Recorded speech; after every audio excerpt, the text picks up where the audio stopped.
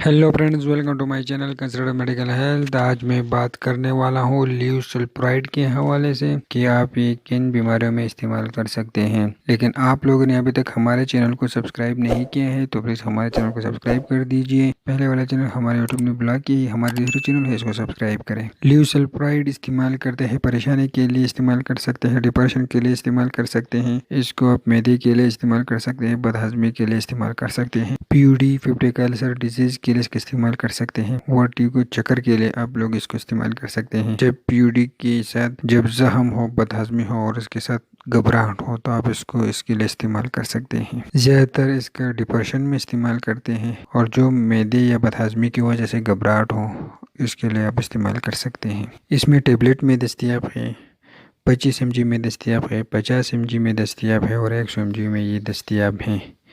और इसकी कुछ ब्रांड नाम है कैरासोल, स्किपराइड, एवोसोल, ल्यूसेल्प, सल्प्रोक्स। ये इसकी ब्रांड नाम है जो बाज़ारों में मुख्तलिफ रेट से ये दस्तियाब है। मुख्तलिफ कंपनियाँ मुख्तलिफ रेट पर फरोख्त करती हैं और इसकी मार्केट में कीमत है 300 रुपये। अगर आप लोगों ने अभी तक हमारे चैनल को सब्सक्राइब नहीं किया है तो प्लीज़ हमारे चैनल को सब्सक्राइब करें और आप लोग हमें फेसबुक पर भी फॉलो कर सकते हैं। कंसल्टेंट मेडिकल हेल्थ को सर्च करिए और वहाँ से लाइक करें। शुक्रिया।